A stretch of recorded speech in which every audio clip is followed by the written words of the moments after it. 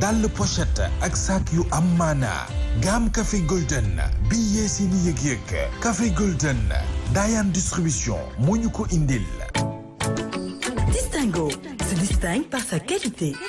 Dano meew bi lay dooleel Senwave seen application yónnee ak jot xaalis bu jóge bitim réew ñëw fii ci Sénégal beurre Sofia bi safal seeni plat yëpp huile de tournesol j'adore 100% raffiné mbégte jeeg ji ci biir waañ bi EDK oil mbégte ak bànneex kese la thé dawas le thé à l'état pur di ataaya bi gën ci ataaya yi seen jus de fruits la fraîche cafka bu neex tànneef bi gën ak Xuma et frères Grand Yoff vente de smartphone et électroménager bijouterie la solution l'Islam 2 fi or yombe terafet Touba ca kanam laaj li ñu mën def ko fi ñu xam CCCPS comptoir commercial plomberie du Sénégal la satisfaction au prix halal Kabirex bi leen indil li gën ci électronique nekk ci rond-point Sacré-Cœur KT 360 application bi yombal lépp luy sàkku xam-xam ci bépp anam Sen TV ak ay partenaire am ñoo leen di wax Ramadan Mubarak.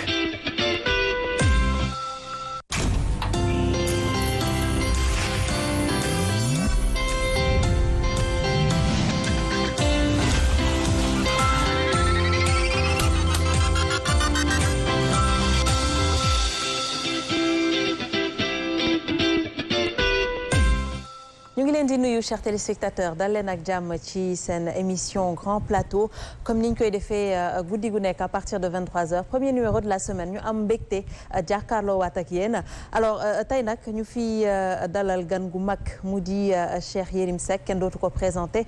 ñu ngi lay nuyu bu baax a baax Cheikh Yérim di la dalal ak jàmm suñu plateau. Sen TV waxtaan ak yéen ci guddi gi. am mbégte lool comme ni ñu koy defee koor gu nekk xam naa chaque GP incha allah di ñu baaxee ci sa teewaay ñu li cay jaajëfal bu baax a baax alors Mouhamed borom xéewal yi moom itamit mu ngi fii tey Mouhamed. namoon nañ la Adja ne mu sell mi maa la raw noo def. yaa ngi am jàmm maa ngi nii. sa bële baax na de. macha allah merci kontaan naa. ñu ngi nuyu téléspectateurs yëpp di leen ziar bu baax a baax comme ni ñu koy defee tous les soirs fii ci GP plateau bu mag bi. bi nga xamee ni moo leen di boole lépp rek dëxëñ ko ci benn émission tout en un la ñu ko tuddee di ngeen am nabiyen yi di ngeen am waxtaan wu am solo bi nga xam ne bu ci kanam tuuti nen nekk journaliste yi fi nekk ñu ko amal ak Cheikh Yérim Seck waaye tamit partie xéwal bi tamit ñëw comme tous les soirs dañu koy defee woy leen dañu suivre ci suñu ay plateforme digitale moo xam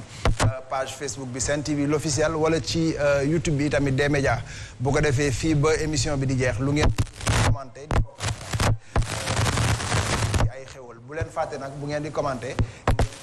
seen ay numéro de téléphone parce que moo ñuy permettre ñu jël ko fii léegi ci kanam pour jox leen ci xéwal yi maa ngi ñëwaat ci yow léegi incha allah maa ngi ñëwaat ci yow xam naa damay dem rek ci Fatou Abdou Ndiaye Fatou Abdou nuyu naa la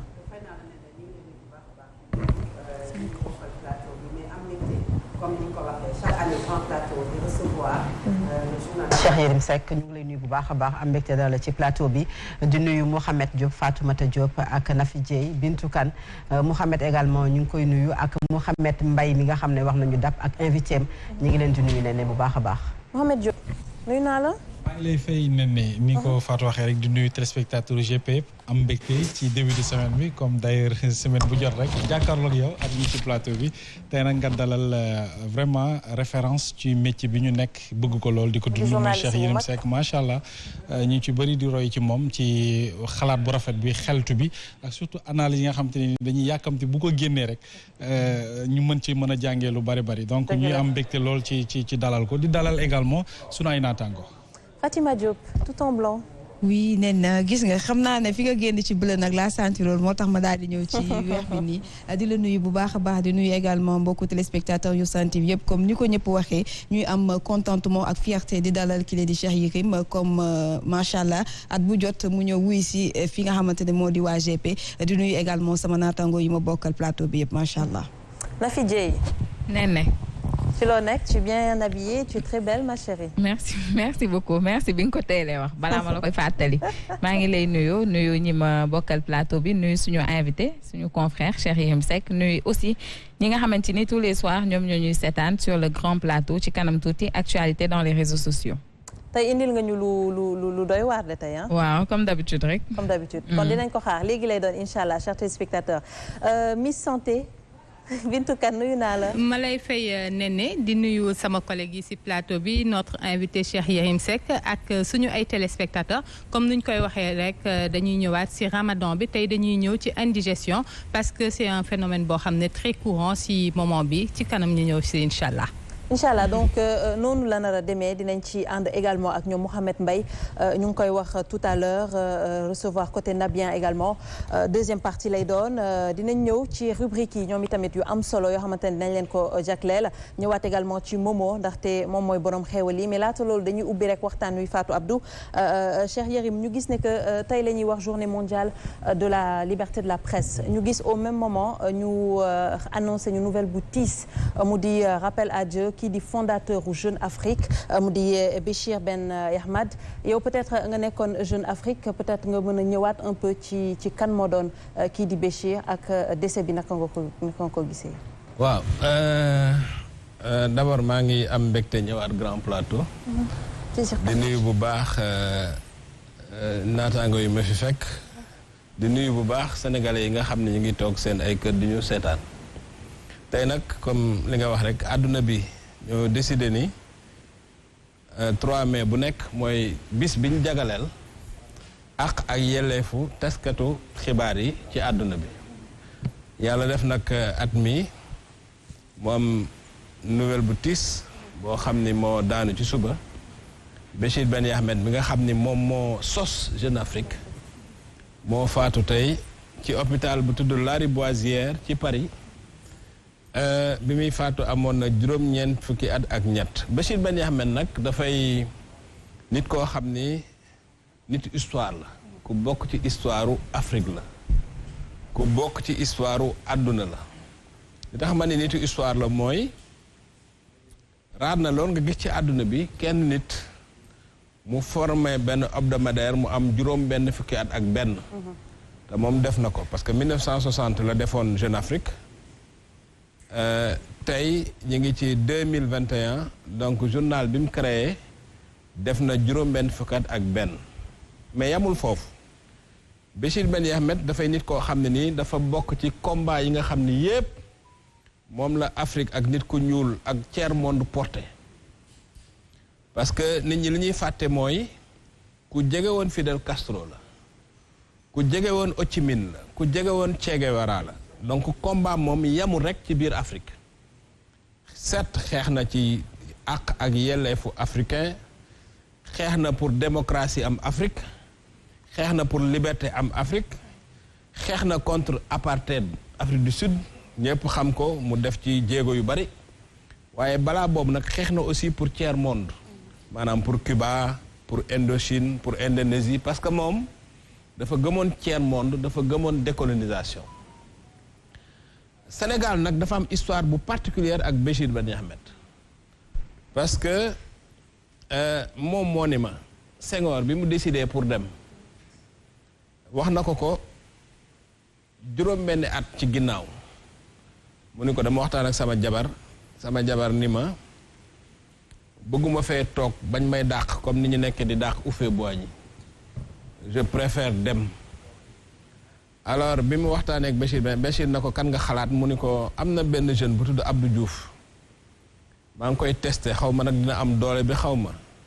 ni ko am na keneen ku tudd Babacar Ba loolu moo ma ko nettali et cetera donc day koo xam ni dafa nekk ci coulissu histoire Afrique ak Sénégal depuis des années et des années et des années mu doon nag nit koo xam ni yaakaar naa ni man jàpp naa ne xéewal bi gën a rëy bi ma yàlla defal mooy mu defal ma liggéey ak moom parce que kooku ak niveau boo mën a am boo liggéey ak moom par force di nga atteindre niveau bi gën a aju ci àdduna bi parce que moom loolu moo doon dundinam Béchir Ben Yahmed mën na nga def benn article mu yónneewaat la ko juróom-ñaari yoon ci benn bis jël encre verte la doon bindee parce que c'est quelqu'un boo xam ni satisfaire ko dafa jafe man def naa fukki at Jeune Afrique musuma wax ni def nga kayit bu baax musuma ko wax benn la mos a wax ni def nga lu baax benn livre bu ma bind Sénégal laa ko bindee mooy c'est goulot qui étrangle le Sénégal bi ma ko joxee pour mu corriger ko lire ko bi mu ko lire def ni ma livre bi moom ni nga ko bindee baax na donc noonu la meloon maanaam day nit koo xam ni dafa gëm compétence dafa gëm lu baax patron la boo xam ni heure boo xëyee suba ak loo teel moom moo lay jiitu ci liggéeyukaay bi et puis mësuma gis ku mel ni moom amul rajo buy wax ci àdduna bi te du ko déglu amul journal bu ñuy bind ci àdduna bi te du ko lire amul livre buy génn ci àdduna bi te du ko lire man mësuma gis nit ku mel noonu. c'est-à-dire que amul benn information buy am ci àdduna boo xam ne nii mën nga toog conférence de rédaction Jeune Afrique wax ko te Béchir Ben Yahmed xamu ko. alors yaa ngi wax confidence bi président yi doon confié wu ci moom jël nga l'exemple de Léopold Sédar Senghor ni nga ko waxee nga liggéey ak moom tey en quelques mots lan nga koy rendre hommage. hommage bi ma koy rendre d'abord dafa def loo xam ne nii benn africain mosu ko def parce que xam nga il est très facile d'être fort dans un pays faible nga am doole ci réew mu ñàkk doole dafa yomb li jafe mooy nga am doole ci réew mu am doole moom loolu la def. dafa bàyyi réewu Afrique yépp dem France fa affaire yi méttee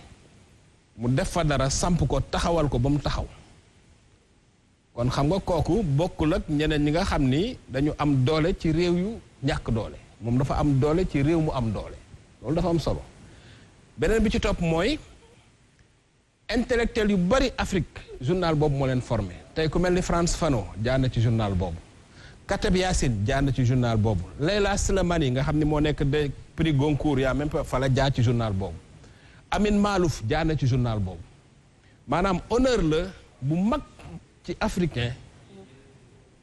nga jaar ci journal boobu parce que nag on a beau dire mais journal boobu dafa am ñaar yu ko caractériser bind bi ñu koy bind bu leer la ku mënta bind mënoo faa bind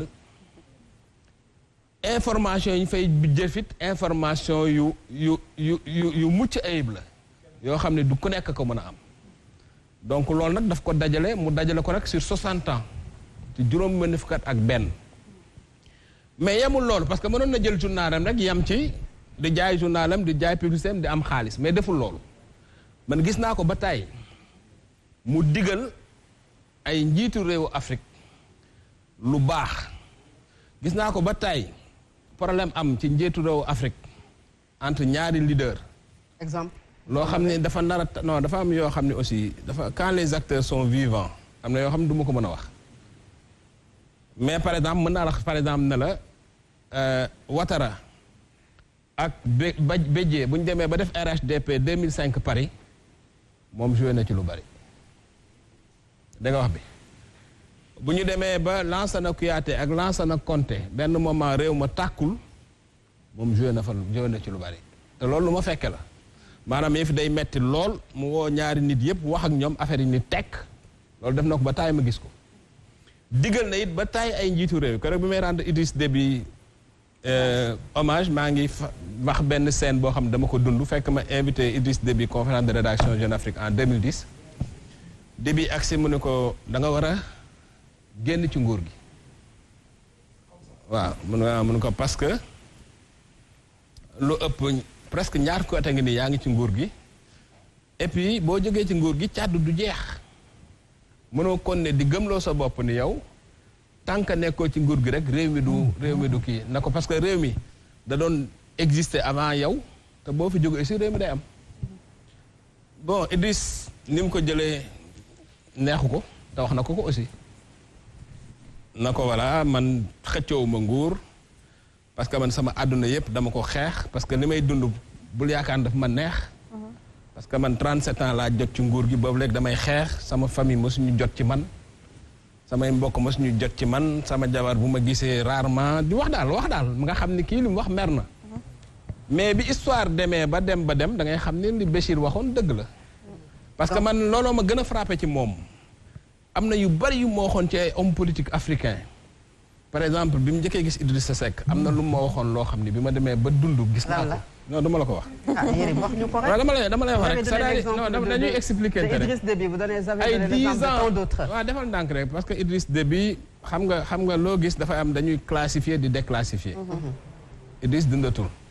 booy wax ci ay personnages yu vivants yoo xam ni ba léegi ñi ngi ci politique ñi ngi dund ñi ngi wax dafa am loo ci mën a wax ak loo ci mënul wax dégg nga wax mi mais dama la dafa am personnage yu bari yoo xam ni par exemple man Ouattara bi may wax ni dina jot ci nguur gi boobu man na fukki at avant Ouattara ci jot ci nguur te boobu kenn xalaatul woon ci àdduna ni Ouattara dina mot jot nguur dama lay pour jox la exemple rek pour wax la moom ni mu xamee woon. ni mu la wax ci Idi ban année la ko wax. bu fekkee bëggoo ñu wax lan la aussi. ban période la 2004 la ma ko wax. mais loolu amul solo. parce que xam nga Sénégal aussi faaw ñu bàyyi ay controverse ak polémique mais li ma la bëgg a wax mooy mosuma gis homme politique bu même Idriss Déby Béchi Benyamin nee na ma ci bureau bu génnul ci nguur gi ni mu ciy génne du baax. donc man loolu daf ma jaaxal ci moom c'est-à-dire xëy na peut-être aussi li mu ci yàgg la mais. am na dirigeant yu bari yoo xam ne tëjoog man na ma nii te bu ñu demee ba ci biir. gis nga ko alors autant d'exemples yoo wax yoo xamante ne def na ko mais également Jeune Afrique benn instant ñu koy reprocher lu jëm ci mbiru xaalis que mën na sax bind ci président boo xamante ne jàpp nañ ne c'est le plus offrant loolu lan lañ ci mën a jàpp tey bi nga xamante ne génn na àdduna. bon voilà léegi déjà benn affaire dafa am. amul benn média ci monde bi bu soxlawul xaalis yéen seen TV da ngeen di am ay annonceur bu ngeen amul annonceur du ngeen fay seen salaire ba pare amul benn média bu indépendant à 100% seen TV fii du lu neen la fi nit mën a wax loolu amul c'est pas vrai amul ça n'existe pas média bi indépendant mooy média bi nga xam ni kenn xoolu ko wala kenn dégluwu ko média bu amul impact moom mën naa indépendant mais média bu am impact dafa am ay force yu muy dëkkal force yi force xaalis la force yi force nguur la parce que loolu mooy réalité bi donc indépendance arbitrage la indépendance absolue amul fenn amul kenn koo xam ne nii sañ ngaa bind lu ne wala sañ ngaa wax lu ne wala sañ c'est faux c'est pas vrai donc indépendance amul par contre honnêteté am na honnêteté mooy lan parce que ñun nit lañu journal boo gis journaliste boo gis am na lu muy sentir am na lu muy bëgg enjeu boo gis Sénégal fii par exemple homme politique yi am na ñu ma gën a bëgg ñoo xam ne ñoom laa gën a bëgg ñeneen ñi man je l'assume am na ñoo xam ne ñoom laa gën a sentir am na ñoo xam ne ñoom laa gën a wóolu donc objectivité amul parce que loolu yàlla bindewul nit noonu mais honnêteté am na honnêteté mooy lan même boo faree bu ko wanee ci li ngay jëfee même boo faree ki nga faral bu nekkul ci dëgg amal fulay wax ni nekkul ci dëgg donc loolu moo am maintenant nag Jeune Afrique man sama expérience laay wax def naa fa 10 ans bind naa ci réew yi gën a sensible ci Jeune Afrique bind naa ci Côte d'Ivoire bind naa ci Tchad bind naa ci Congo bind naa Union africaine maanaam réew yi gën a sensible bind naa ci Angola yàlla pétrole bind naa ci Guinée équatoriale maanaam réew yu gën a sensible bind naa ci contexte yëpp bind naa ci te kenn mësul a taxaw ak man na ma bindal lii wala bindal lii loolu mësul am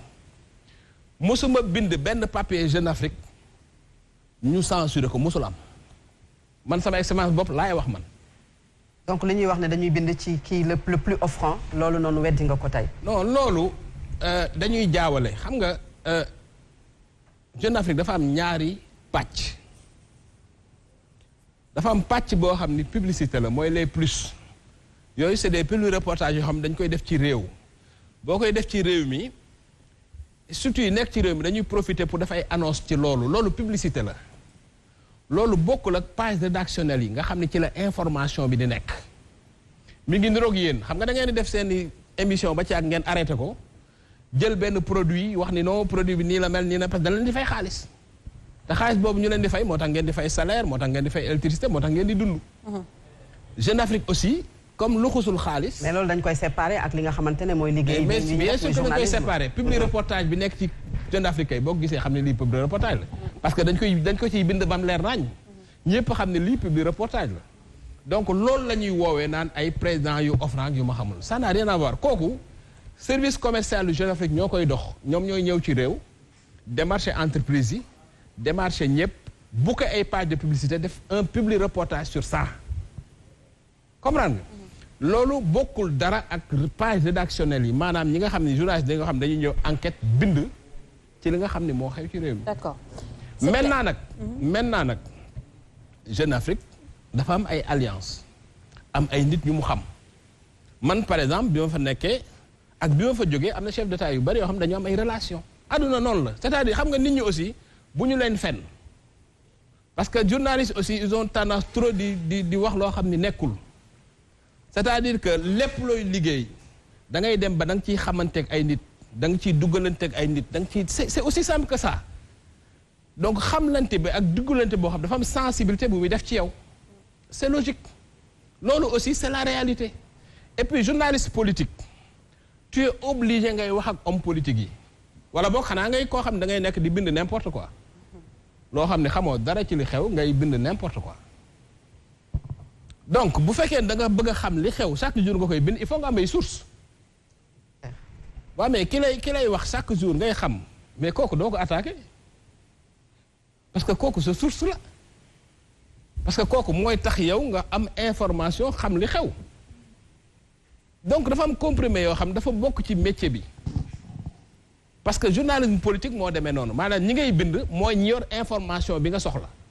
donc il faut nga xam équilibre booy trouver ak ñoom c'est comme ça que ça se passe. D'accord. Voilà. Très bien. Alors, ñu gis ne que pour dépasser peut-être parce que li ñu war a waxtaanee également bëri na war nañu waxtaanee discours au président de la République bu 1er mai mais laata loolu ñuy wax tout à l'heure waxu ak yelleefu presse tey Sénégal gisoon nañ marche bi ñu def rassemblement bi ñu def ñu ciy joytu lii di liberté d'expression wala liberté sax de la presse par rapport ak yenn agression yi jot a am wala fermeture yenn organe de presse couper seen signal entre autres naka nga gisee ak yelleefu presse fii ci Sénégal Cheikh Yérim. Pour moi, le problème de la presse au Sénégal, le problème de liberté de la presse. C'est quoi exactement? Fii libertinage de la presse sax moo fi am c'est-à-dire que fii lu neex waay wax lu neex waay bind li nit ñi di wax wala ñu ciy bind amuñ ci benn preuve amuñ ci benn élément da ngay toog ba ci yàgg mais c'est la vérité nga ubbi sa site internet gis ku la neex nga saaga ko wax lu la neex def lu la neex moo tax àggaguñ ci discours 1er mai bi mais le président li mu wax c'est très important pour man internet du Sénégal bu ñu ko réglé wul ci guerre civile lañ jëm parce que guerre civile boo gis ci Afrique wala ci monde bi ci saaga ndey yaayu jàmbur ak papay jàmbur ak wax ci jabaru jàmbur ak ci yaayu jàmbur la jóge donc bu ñu arrêté wul violence bii nekk ci internet du Sénégal nga xam da ngay jël site bind lu la neex ci n'importe qui wax lu la neex li ngay wax xamoo ci dara 90% li ñuy wax fen la te ñi koy def mooy ñi nga xam ni heureux wuñu seen àdduna parce que xam nga boo kontaanee ci sa dund tu comprends am jabar ju neex joo xam ne ni da ngay kontaan di nekk ak moom am say doom yoo xam tu les aimes mais doo yor ay clavier di saaga ay nit donc boo mécontent wee da ngay dem nga kalaame yàlla mais doo jël ay clavier di saaga ay nit 24 heures sur 24 donc pour man loolu nécessité la tout de suite te loolu sa presse bi avant président di ci wax presse bi moo ci waroon taxaw parce qu'on ne peut pas permettre que n'importe parce que journalisme métier de prestige la man Sénégal rek laa déggee parce que journalisme du baadoo la journalisme du walaakaana journalisme du toxkatu yàmba du naankatu sàngara man France laa defee journalisme France carte de presse moo fa ëpp doole carte ministre donc journalisme il faut ñu xam ni métier noble la journaliste dafa war a set dafa war a sol lu baax dafa war a rafet dafa war a dund dafa war a def et puis c'est-à-dire dafa darawul fees bëtam ki ëpp ay milliards warul fees sa bët président de la République warul fees sa bët parce que yow li ngay wax dëgg nga fi toogal ak yoon c'est très important léegi suñu problème pour man du ay problème mu liberté de la presse parce que ku taxaw Sénégal ni amul liberté de la presse waxoo dëgg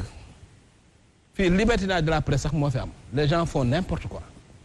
problème bi mooy assainir métier bi loolu mooy wax bi. mais liberté de la presse yegg na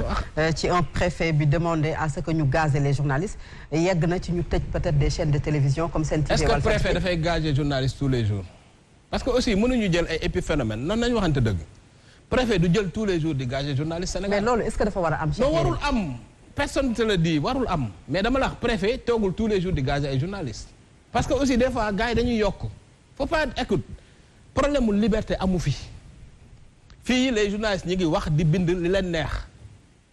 gisuma fi benn journaliste bu ñu jël tëj la kaso pour li nga bind. donc sitting bi amul xëy na kay non waxuma amul sens déedéet. ah d'accord li ñu war a def mooy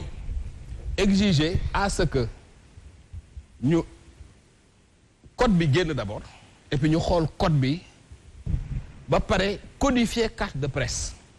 ku remplir conditions yi doo am carte de presse boo amul carte de presse doo def métier bi jeex na tàkk internet bi ñu revisité wu ko ku remplir conditions yi ñu tëj sa site c'est tout comme ça léegi au moins ku bind dinañ xam kan moo bind lu xew dinañ xam kan lañ war a adressé mais leen lay sàgg sax te doo xam kan ngay adressé wu nit day jël diffamé la def xam n'importe quoi te yow xamoo kan nga war a attaqué mais loolu aussi c'est du désordre ba pare naa la xamal benn affaire dafa am ñaari signes yoo xam ne day taar réew encore une fois mooy saaga bi beneen bi mooy comme yi booy doon def bi manifeste di taal ay kër gis nga yooyu taal kër fu mu am ay Rwanda gis nga Côte d'Ivoire bi ñu taalee kër Ouattara taal yeneen kër yi fa la dëkk ba tàkkee taal ay kër wala saaga ay nit réew mu bëgg a tàkk rek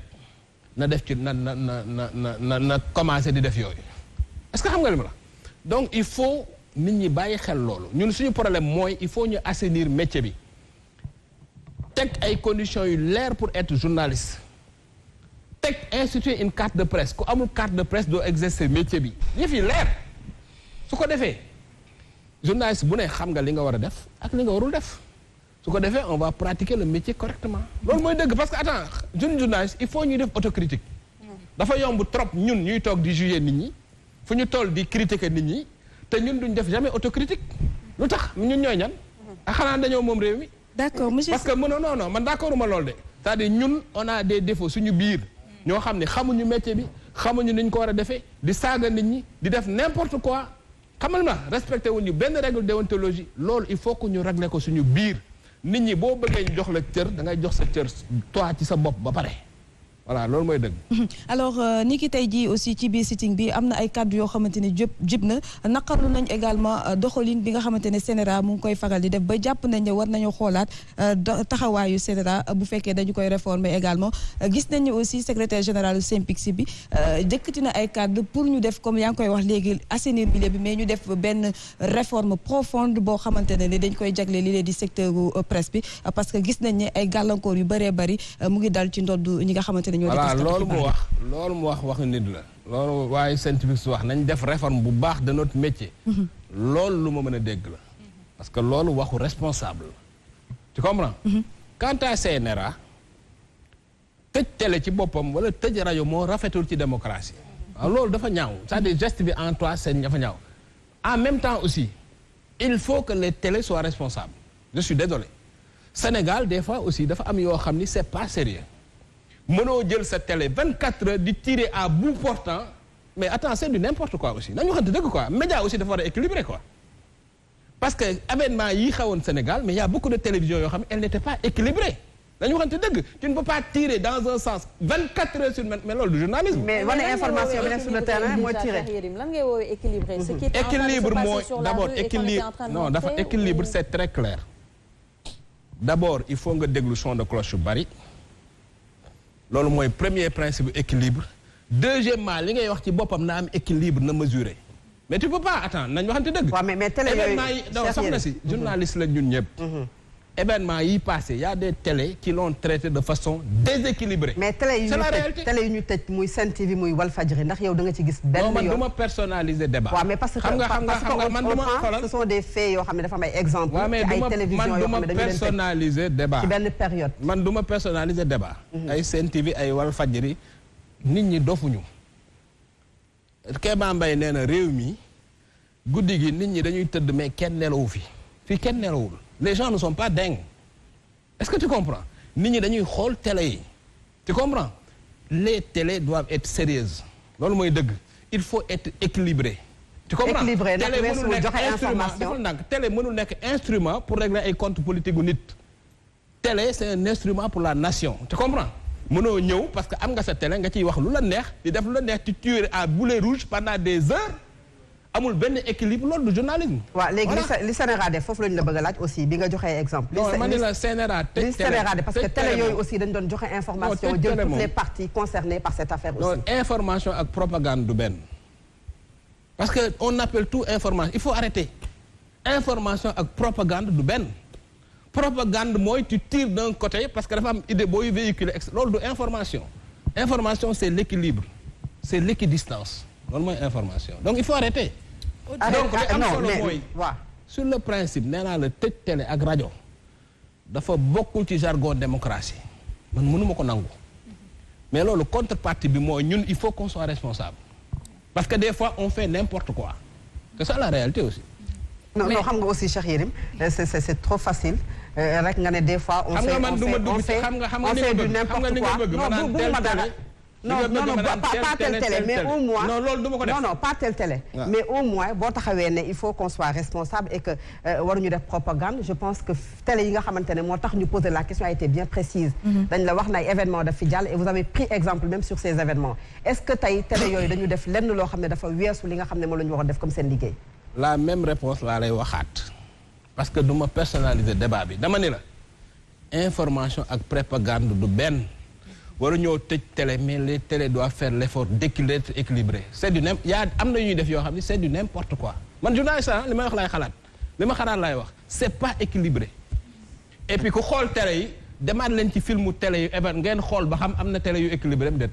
il faut arrêter. Mais il y a des télés qui n'étaient pas équilibrées. C'est ça la réalité. Mais aussi équilibré bi aussi doyen weesuwul aussi parfois bu ñu gisee événement yi comme vous venez juste de le dire événement yi aussi il y avait ñi parti yëpp la ñuy jël ku ci nekk dinañ la invité sur le plateau. non c'était des plateaux non c'est des points de vue. soxna si man dama doon seetaan Télé Sénégal moom c'était des plateaux à flux tendu pendant des heures où les gens tiraient à boulet rouge. Mais est-ce que c'est pas parce qu'il montrait ce qui se passait sur le terrain, cher Yérim? Montrer ce qui se passe sur le terrain, montrer ce que lu nekk dafa ànd ak commentaire soxna si nag seetaan nañ télé yi quoi. Mais en tout état de cause li ma bëgg a wax c'est très simple man du ma wax lu ma gëmul. Tu comprends? yow Fatou Abou boo bëggee ñu wax bu ñu fayee caméra yi ma wax ak yow nga dégg li ma la wax. xam nga parce que man j'ai le courage de mes idées li ma la bëgg a wax mooy affaire bi mu amee y a des télés qui n'étaient pas équilibrées loolu c'est pas sérieux. affaire yi dañ ko war a teg ci yoon gis nga xam nga télé média du propriété nit du topp intérêt doomu aadama non média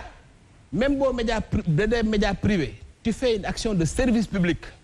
c'est très important service public mooy lan loo xam ne nii dafay jariñ askan wépp quel que soit le bord ils sont te j'imagine que télé bi ñu koy jox nañ ko ay cahier de charge yoo xam ni il faut que les gens respectent un minimum de décence. je pense que non. mais aussi li ma la xam nga ko. déedéet bu ne ma li nga may wax xam naa ko. bu caméra yi tàkkee. non amul benn war a bàyyi loolu. bu caméra yi tàkkee yéen caméra yi tàkk non may ma s'il vous plaît. Cheikh Yérim caméra yu tàkk ak caméra yu fay moom moo ci bokk yam li nga ne bu caméra yu fayee nga am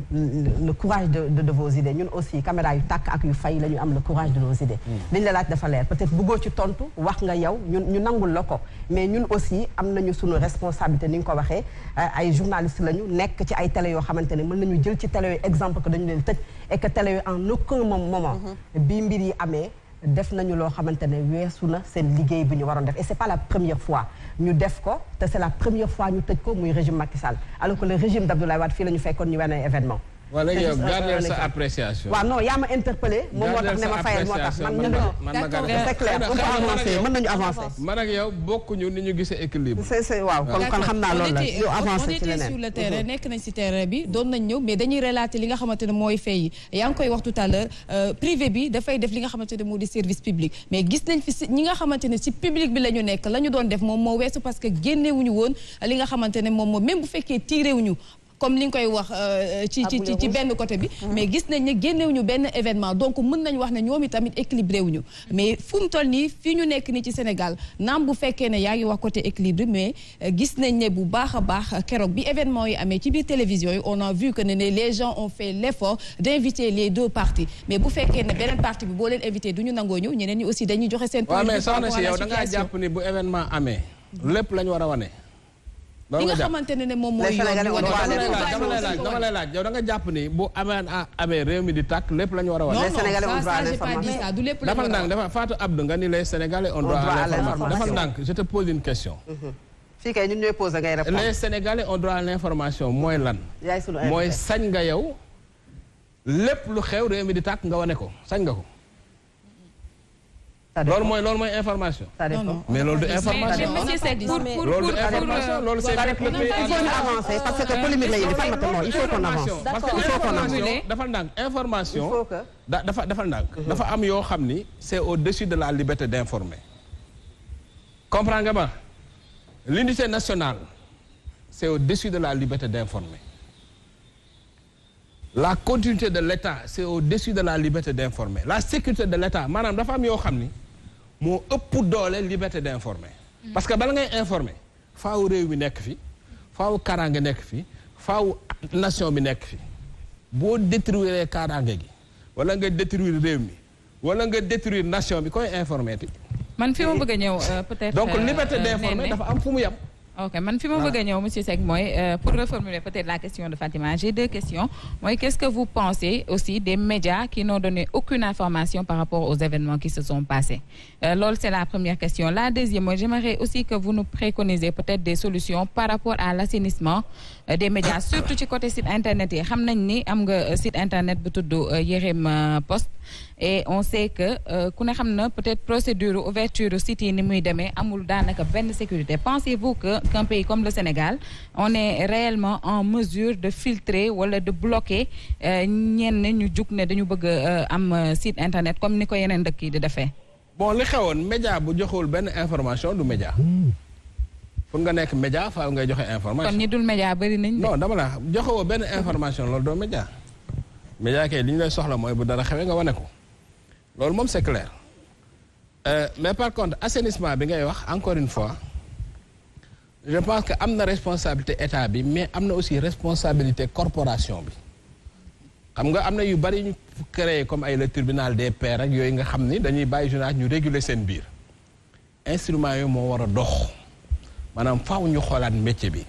xool ku ko war a def xaw ku ko warul def xool conditions yi loolu je pense que bu ñu ko assurer def nañ au moins genn wàllu liggéey bi parce que j'imagine que képp ku remplir critères yi ba war a def métier bi war nga xam ni nga koy defee war nga xam li nga war a def li nga war a bàyyi loolu bu ñu ko defoon rek dina am benn wàll bu ñu dox li ci des nag avec le temps xam nga réew aussi lu muy gën a moderniser wu médias yi di gën a moderniser wu réew mi aussi fi mu toll rek fi la ay médias am toll lu réew mi di gën a dem médias yi di gën a moderniser wu di gën a yeewu di gën a équilibré di gën a traiter les choses normalement. Mais vous par exemple dans Yérim Post pensez-vous réellement que vous êtes en train d'équilibrer en ce qui concerne les informations traitées parce que tout à l'heure vous avez parlé d'équilibre vous avez même demandé à une certaine presse d'équilibrer dans ce qu'ils font mais vous par rapport à vos sorties par rapport à votre site internet pensez-vous réellement que vous répondez à cet équilibre-là? D'abord Yérim Post il faut que ce soit clair Yérim Post sama tur ci nekk mais ni nga koy liire noonu laa koy liire dafa am ñoo xam ne ñoo ci nekk di liggéey nekk une rédaction et cetera man su ma bëggee bind dara dama am benn rubrique bu tudd 100 langues de bois ci laa koy bind tu comprends mu lenn lii maa ko bind maa ko assumé ñeenti ci li ñuy def mooy couvrir l'information courante jeex na des deux bords nag te man damay lire Yérim Post aussi te gisuma ci loo xam ne dafa déséquilibré wala quoi que ce soit et puis bon on est une plateforme d'idées aussi fexe nañ ba nga xam ni képp ku bind dara ci réew mi muy écrivain yi muy intellectuel ñun la koy yónnee donc plateforme de pensée la chaque jour dinañ diffuser lu mat 20 wala 30 ay contributions yoo xam ne ay borom xalaat ñoo koy xalaat di ko bind ñooñu nag fépp lañ bokk am na ci ñu bokk ci nguur gi am na ci ñu bokk ci ñi bokk ci kujje gi sax di bind foofu moo ëpp ñu bokk ci nguur gi parce que nguur gi amuñu ko leen bindal ay quelques gens nga ñoo leen di bindal ñu des ñu ci ëpp contributions yi ci ëpp ñuy publier c'est des contributions yoo xam ne waa opposition bi ñoo koy bind wala ñeen ñoo xam ne dañoo contre nguur gi. alors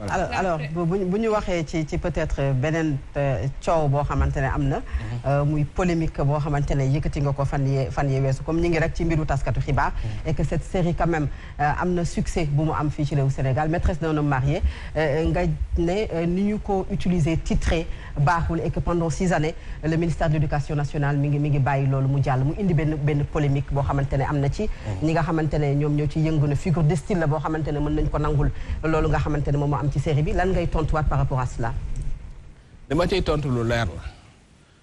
dama bañ rek ndawu Sénégal yi jàpp ni nii la ñu war a waxee français maîtresse d'un homme marié jàpp naa ni te xam naa ni sax loolu mooy français kenn du waxee noonu français mais boo bàyyee loolu mu continuer di law parce que ci tubaab kenn du wax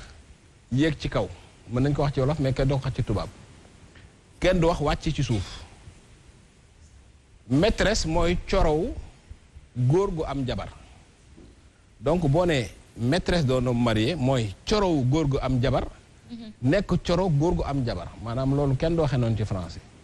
loolu nag dama jàpp ni mënuñoo jël loolu affiché ko ci arrêt car yëpp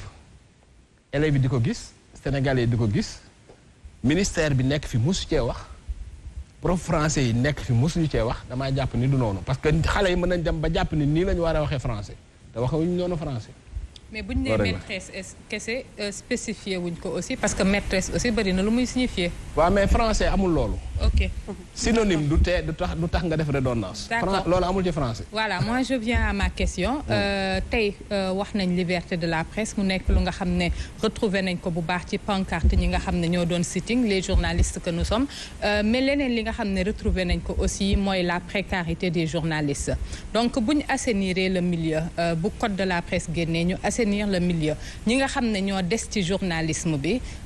ñi nga xam ne en tout cas war nañu exercer métier bi est-ce que ñooñu ci seen bopp actuellement parce que bu ñu gisee télé yi gis rajo yi gis site internet yi est-ce que le journaliste travaille correctement au Sénégal. voilà loolu nag mi ngi dépendre ci écosystème bi parce que presse bi nekkul nii rek moom cumm dafa nekk ci benn économie benn koom-koom benn environnement tey réew mi lu mu gën a développé rek médias yi di gën a ëpp doole c'est normal parce que liy développé presse bi di ko jox xaalis mooy publicité bi entreprise yi koy def ci koom-koomu réew mi la ñu jokku lu koom-koom bi gën a yokk entreprise yi gën a am doole lu entreprise yi gën a am doole seen budget publicité gën a am doole donc tout est lié. D'accord. maanaam réew mi lu mu gën a avancé réew mi lu mu gën a dëgër économie réew mi lu mu gën a baax économie de la presse di gën a baax réew mi nag lu mu gën a nasax lu mu gën a faible entreprise yi lu ñu gën a nasax économie de la presse di gën a nasax malheureusement. réguler la publicité aussi bokk na tey ci li nga xam ne point yu important yu nga xam ne. loolu par contre je suis d'accord. voilà loolu par exemple parce que mënoo comprendre am média yoo xam ne état bi da leen di financer ñuy accéder ci publicité de la même façon que média yi nga xam ne état bi financé wu leen. loolu aussi c'est la vérité. c'est-à-dire mënuñu jël média bu mel ni RTS nga xam ne xaalisu réew mi moo koy financé. nga jël publicité yëpp jox leen surtout la publicité institutionnelle bi jógee ci nguur gi gouvernement bi bàyyi médias privés yi. loolu c'est des institutions yoo xam ne il faut la question que j'avais par rapport à la publicité mooy les journalistes est-ce que xam nañ lan mooy est-ce que jotul tey les journalistes ci boppam revisiter le métier de journalisme parce que pourquoi parce que da ngay gis journaliste bu nga xamante ne man par exemple dama spécialisé wu sur les questions de santé les programmes lu ci mel ni programme palu programme tuberculose ñoom ñëpp am nañ un budget bu nga xam ne alloué à la communication maintenant un journaliste comme ñun dañuy ñëw defal leen émission et c'est gratuit il ne paye pas est-ce que journaliste bi aussi jotaatul mu xam rôle communication ak rôle journalisme aussi parce que ñu ci bëri réeré lañ ko ci métier bi. boo doon dans le système anglo-saxon boo doon journaliste américain boo demee def reportage dañuy fay. voilà dans le système francophone c'est différent dañuy teqale mooy question bi nga doon wax rédactionnel bi ak publicité bi. donc loolu solution bi mooy booy dem nga ànd ak commercial nga xam ni yow reportage bi ngay def dafay ànd ak publicité ci biir mais loolu aussi stratégie commerciale lu média bu nekk la. Okay. Alors beneen point bi peut-être ñu ngi ko doon wax tout à l'heure muy discours au président de la République bi centrale syndicale yi doon déposé seen cahier de doléances peut-être discours bi a été apprécié de manière différente ñi jàppee ne que peut-être président de la République dafa xawoon waxee xadar ñeneen jàpp ne que c'était le contexte ak le moment attendu naka nga analyser discours au chef de l'État. Voilà analyse bi ma ci def analyse bu yomb la. président dafa mer te mer boobu dafa fees ba mu ëpp loolu ñi koy conseiller en communication je pense war nañu wax ak moom parce que loo gis rek am na façon yu bari yu ñu ko mën a waxee cela dit dans le fond comme li mu wax ñu grève moo ma gënal may wax lu ma dul def loolu baax na loolu c'est bon c'est-à-dire que nit ki aussi boo nekkee kilifa da ngay fexe ba boo waxee sa wax bañ a randu donc loolu baax na mais ni nga koy waxee c'est très important te j'ai l'impression que depuis très longtemps depuis temps vaccin yi ba léegi président dafa mer te bu waxee rek ñu sentir ni dafa mer loolu je pense que ñi koy conseiller en communication war nañu wax ak moom parce que nag c'est vrai que contexte bu difficile la pour moom c'est vrai parce que ngay gérer Covid-19 boo xam ni chaque jour réew mi day gën a suux nga boole ci am crise sociale boo xam ni gars yi xaw nañ tas réew mi bi loolu weesee après problème yi des ci nga war koo gérer te réew mi amul xaalis amul dara loolu yombul vraiment loolu lu jafe la tey nekk président de la République mooy liggéey bi gën a metti Sénégal guddi yi ñu toll waaye du tee nag faaw rek ak lu metti nga maslaa je pense que ñi koy conseiller en communication war nañ ko wax mu adoucir discours am parce que mën nga wax li ngay wax nit ñi dégg ko te du ñu jàpp ni li ngay wax ni xuloo la voilà man loolu mooy sama analyse. est-ce que du événement Ousmane Sonko bi moom moo indi peut-être mer boobu nga xamante ne yaa ngi koy wax ci président de la République li nga xam ne moo amoon le 8 mars. parce que yaa ngi après période de vaccin yi mais est-ce que du réellement les événements du 8 mars. il faut dire que depuis 1 an et demi président li muy dund neexul parce que imagine toi nga jël économie boo xam ni yow bi ñu la élire peut-être année bi ci topp def nga presque 6% de croissance épidémie bi ñëw nga jël toutes les réserves de l'État dugal ci biir croissance bi chuté ba 0,25%. nga nekk ci année boo xam ne croissance négative nga jëm nit ñi gën a sonn ba pare xaalis bi gën a raar économie bi gën a metti nga boole ci crise sociale boo xam ne crise politique boo xam ne xaw nañu tas réew mi xam nga yooyu yëpp boo ko boolee ba pare nag nga am ci sa kanam ma xool fii ak 2024 ñetti at yoo xam ne ñetti at yu metti lay doon parce que sur le plan économique day metti élection yi lu mu gën a jub si contestation politique bi di gën a metti tu comprends jeunes yi taxaw jël paaka teg ko sa bëli ne la farce nga joxoon ñu ay liggéey mais affaire bi yombul donc yooyu yëpp boo ko boolee da ngay xam ni joobu président fi ñu toll jafe na mais pourquoi le président enfin le 1er mai c'est autre chose mais li ma bëggoon wax mooy pourquoi il est obligé chaque jour de parler moom lu tax dans ci régime bi amul paravent quoi. Il n'a pas de premier ministre. C'est-à-dire fu mu nekk rek moom moo nekk en première ligne. Il n'a pas de premier ministre. mais loolu c'est terrible. Est-ce que le fait qu'il n'a pas de premier ministre. mais pour man lii xew yëpp dafa wane importance su poste premier ministre. wala bu premier ministre amul président na nommé benn ministre d'État chargé de la coordination de l'activité gouvernementale. koo xam ne nii au moins mën na nekk paravent mais